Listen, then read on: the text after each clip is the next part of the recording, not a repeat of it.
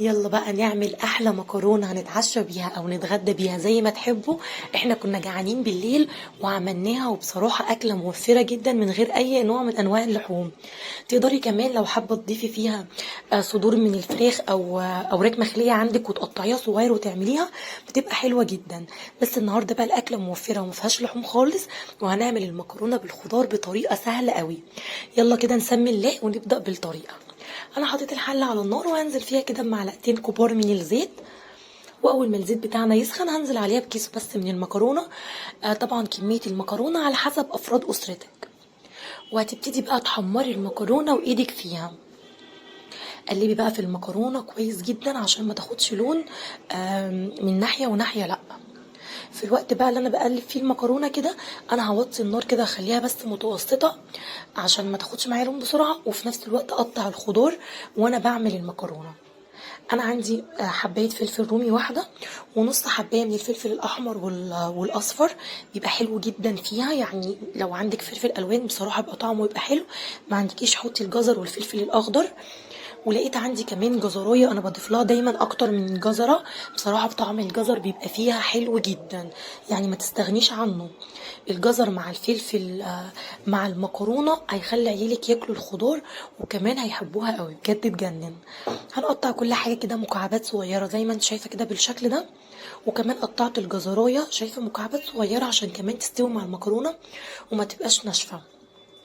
قلبي بقى المكرونه حلو كده. واول ما المكرونه تبتدي تاخد معاكي لون ذهبي كده حلو، انزلي بقى بكميه الخضار اللي انت قطعتيها. طبعا لو عايزه تزودي الخضار عن كده زودي. هي بصراحه كانت الكميه ماشيه مع كميه المكرونه، وطعمها كان حلو قوي. بقلب كده الخضار وبشوحه مع المكرونه، وهنزل عليهم بمعلقه واحده من معجون الطماطم. لو عايزه تضربي طماطميه بس في الخلاط وتحطيها مع الميه اللي هتحطيها مفيش مشكله. انا بيبقى عندي صلصه سهله وبحط منها معلقه على طول. وهقلب وبعدين هنزل عليهم بميه مغليه. سخني بقى ميه في البراد، شغلي الكتل.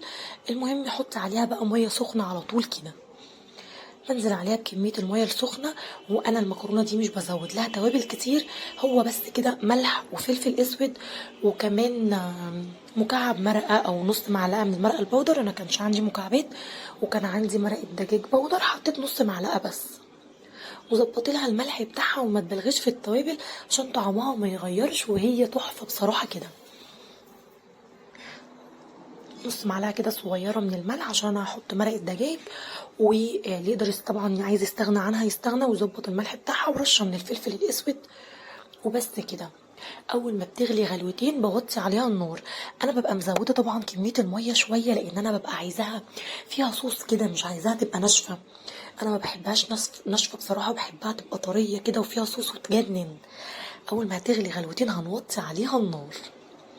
بصي وانتي واقفه ما كملتيش 5 دقايق وعملتيها، شايفه بقى العظمه.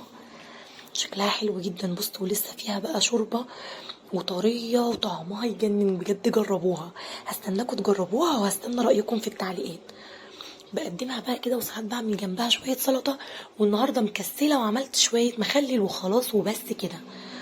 اكلنا مخلل ومكرونه. أكلة تحفة ومش مكلفة.